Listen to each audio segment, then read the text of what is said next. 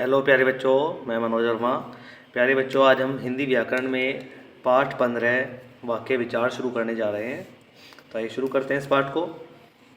सार्थक शब्दों का व्यवस्थित समूह जो किसी भाव या विचार को पूर्णतया व्यक्त कर सकता है वाक्य कहलाता है। जैसे भारत की सभ्यता बहुत प्राचीन है, गाय का दूध लाभदायक होता है। उपर्युक्त सभी वाक्यों में प्रयुक्त सभी शब्द सार्थक हैं तथा एक निश्चित क्रम में व्यवस्थित होने के कारण अभीष्ट अर्थ व्यक्त कर रहे हैं। विशेष कभी कभी एक या दो पदों से ही अपनी बात या भाव को प्रकट किया जा सकता है।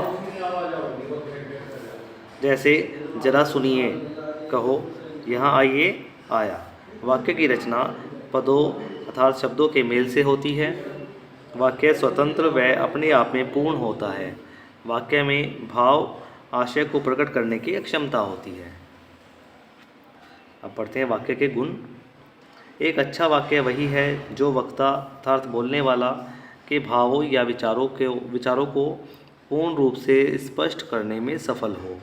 व्याकरण की दृष्टि से एक शुद्ध वाक्य में निम्नलिखित गुणों का होना आवश्यक है।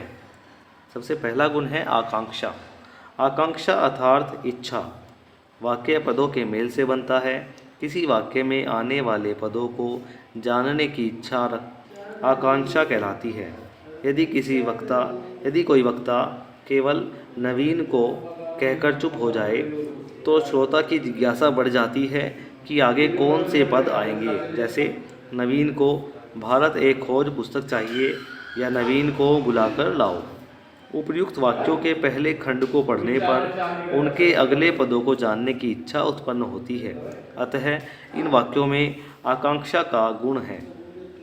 योग्यता पदों में निहित अर्थ का ज्ञान कराने की क्षमता को योग्यता कहते हैं। जैसे मनुष्य घास खाता है, घोड़ा रोटी खाता है। इन दोनों वाक्यों में योग्यता का अभाव है क्योंकि ये उचित अर्थ का बोध नहीं करा रहे हैं। इनका सही रूप होगा मनुष्य रोटी खाता है, घोड़ा घास खाता है। अब इनका अर्थ स्पष्ट हो रहा है अर्थात इनमें योग्यता का समावेश है। देखिए, तीसरा गुण है निकटता। वाक्य का उचित व पूर्ण अर्थ प्रकट करने के लिए पदों की एक दूसरे से निकटता आवश्यक है।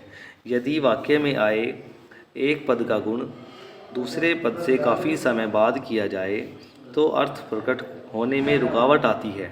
जैसे करीना की गुड़िया टूट गई है। उपर्युक्त उदाहरण में गुड़िया के बाद के पदों का उच्चारण देर से होने पर वाक्य का अर्थ प्रकट होने में रुकावट उत्पन्न हो रही है। पदक्रम चौथा गुण है पदक्रम।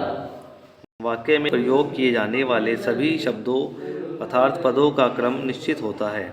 यदि वाक्य में पदों का क्रम सही नहीं है तो अर्थ स्पष्ट नहीं होता। जैसे खरीद चंचल ली रही एक ने पोशाक, जिज्ञासा है दिल्ली पब्लिक में पढ़ती स्कूल।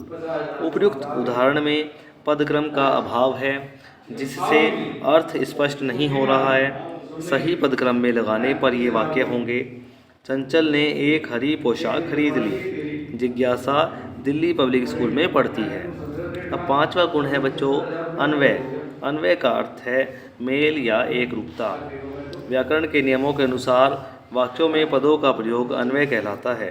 जैसे सभी लड़कियां और लड़के खेलने लगी, दोनों बहनों ने भाई का राखी बांधा। इन वाक्यों में वचन, लिंग, क्रिया आदि का मेल न होने के कारण ये अशुद्ध हैं। इनका शुद्ध रूप इस प्रकार होगा, सभी लड़कियां और लड़के मिलकर खेलने लगे, दोनों बहनों ने भाई को राखी बांधी। अब आगे पढ़ते हैं बच्चों वाक्य के अंग के बारे में। वाक्य के अंग उद्देश्य और विधेय।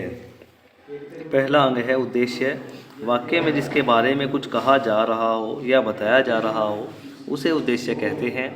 मुख्य रूप से कर्ता ही वाक्य का उद्देश्य होता है। जैसे माली पौधों को सींचता है, पक्षियों ने दाने चुग लिए।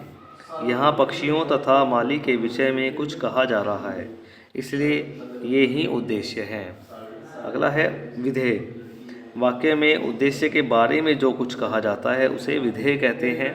साधारण रूप से क्रिया ही वाक्य का विधेय होता है। जैसे समाचार पत्र में अनोखी घटना छपी है, अतुल साइकिल चला रहा है। इस वाक्यों में अनोखी घटना छपी है तथा साइकिल चला रहा है, ये क्रमशः समाचार पत्र उद्देश्य तथा अतुल उद्देश्य के बारे में कहा गया है, अतः ये विधेय हैं। उद्देश्य का विस्तार, कर्ता के साथ विशेषण शब्द जुड़कर उद्देश्य को विस्तार प्रदान करते हैं। जैसे बालक, यहाँ उद्देश्य है, खेल रहा है, विधेय।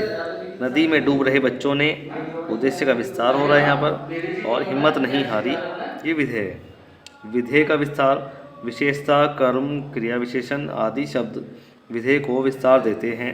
जैसे दीपक पढ़ रहा है, ये विधेय है इसका। दीपक रोचक कहानियाँ पढ़ रहा है, विधेय का विस्तार हो गया है। अब आगे बढ़ते हैं बच्चों। एक बात और इसमें यहाँ पे ध्यान देने वाली है कि उद्देश्य के साथ में यदि कोई कारक जुड़ा हुआ होता है, जैसे ने, को, से के द्वारा, तो वे भी हमें उद्देश्य में ही उसे भी हम उद्देश्य ही मानते हैं। जैसे पक्षियों ने दाने चुग लिए, तो पक्षियों ने, ये दोनों उद्देश्य के अंदर ही आएंगे बच्चों। अब इसके आगे पढ़ते हैं वाक्यों के भेद। वाक्य भेद के दो प्रमुख आधार हैं। वाक्य के भेद रचना के आधार पर और अर्थ के आधार पर। तो देखिए बच्चों, पहले पढ़ते हैं रचना के आधार पर वाक्य भेद। रचना के आधार पर वाक्य के तीन भेद होते हैं: सरल या साधारण वाक्य, संयुक्त वाक्य और तीसरा है मिश्रित वाक्य। सरल या साधारण वाक्य, जिस वाक्य में एक उद्देश्य, एक विधेय तथा एक ही मुख्य क्रिया होती है, उसे सरल या साधारण वाक्य कहते हैं। जैसे बाजार खूब सजा है, बापू हमारे राष्ट्रपिता हैं। संयुक्त वाक्य, जिस वाक्य में दो या दो से अधिक समान स्तर के उपवाक्य योजक शब्दों से जुड़े होते हैं, उसे संयुक्त वाक्य कहते हैं। जैसे नेताजी सभा में आए और सभा शुरू हो गई। पुस्तक बाजार में बहुत महंगी थी, इसलिए पुस्तकालय से ले ली।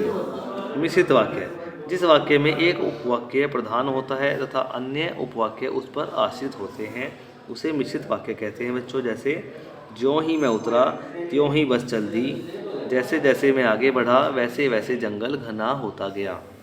अब इसके बाद पढ़ते हैं अर्थ के आधार पर वाक्य भेद। बच्चों, अर्थ के आधार पर वाक्य 8 प्रकार के होते हैं। पहला विधानवाचक वाक्य, इसके बारे में पढ़ते हैं। जिस वाक्य से किसी काम के होने या करने का सामान्य रूप से बोध होता है, उसे विधानवाचक वाक्य कहते हैं। जैसे विद्यार्थी पढ़ रहा है, सूर्य पूरब से निकलता है। विधानवाचक वाक्य को विधिवाचक, विधानार्थक अथवा विधिबोधक वाक्य भी कहा जाता है। ये याद रखने के मुख्य बिंदु हैं बच्चों। दूसरा है निषेधवाचक वाक्य, जिस वाक्य से कार्य के न होने का बोध होता है, उसे निषेधवाचक वाक्य कहते हैं। जैसे मैं कल विद्यालय नहीं जाऊंगा, लक्ष्मण शायद आज न आए। तो यहाँ पर इसमें न, नहीं, इस तरह के शब्द आते हैं। तीसरा है प्रश्नवाचक वाक्य, जिस वाक्य में किसी प्रकार के प्रश्न पूछने का बोध होता है अर्थात पता चलता है, उसे प्रश्नवाचक वाक्य कहते हैं। जैसे तुम यह खाना क्यों नहीं खाते, यह गाड़ी किसकी है। चौथा है आज्ञावाचक वाक्य, जिस वाक्य से आज्ञा, उपदेश, प्रार्थना, अनुमति आदि का बोध होता है, उसे आज्ञावाचक वाक्य कहते हैं। जैसे सदा सत्य बोलना चाहिए, ये एक उपदेश है। मुझे अब चलना चाहिए, अनुमति। एक गिलास पानी लाओ, आज्ञा है। और मुझे एक दिन का अवकाश दे दीजिए, प्रार्थना है। संदेहवाचक वाक्य, जिस वाक्य में किसी कार्य के होने में संदेह का बोध होता है, उसे संदेहवाचक वाक्य कहते हैं। जैसे हो सकता है मैं घूमने चला जाऊं, शायद मेरी लॉटरी निकल आए। इससे आगे बढ़ते हैं। देखिए बच्चों, इसमें जो छठा अर्थ है, इसका भेद है, वो है संकेतवाचक वाक्य। जिस वाक्य में एक बात या काम का होना दूसरी बात या काम के होने पर निर्भर करता है, उसे संकेतवाचक वाक्य कहते हैं। जैसे यदि सावधानी बरती जाए तो दुर्घटना रोकी जा सकती है, परिश्रम किया होता तो सफलता अवश्य मिलती। अब इसके बाद है इच्छावाचक वाक्य, जिस वाक्य से इच्छा, आशीर्वाद, शुभकामना आदि का बोध होता है, उसे इच्छावाचक वाक्य कहते हैं। जैसे ईश्वर करे आज वर्षा आ जाए, ईश्वर तुम्हें सद्बुद्धि प्रदान करे। विस्मयादि बोधक वाक्य, जिस वाक्य से विस्मय, हर्ष, शोक, घृणा, प्रशंसा आदि का बोध होता है उसे विस्मयादिबोधक वाक्य कहते हैं। जैसे वाह कितना सुंदर दृश्य है, छी कितनी बदबू आ रही है। तो बच्चों ये इस पाठ का पाठन कार्य आज पूर्ण होता है। कल इस पाठ के प्रश्न उत्तर और पुस्तक कार्य कराया जाएगा। आप सभी बच्चों को अपनी पुस्तक सामने रखकर इसको इस तरह से पढ़ना है समझते हुए। आज का कार्य इतना ही है। धन्यवाद।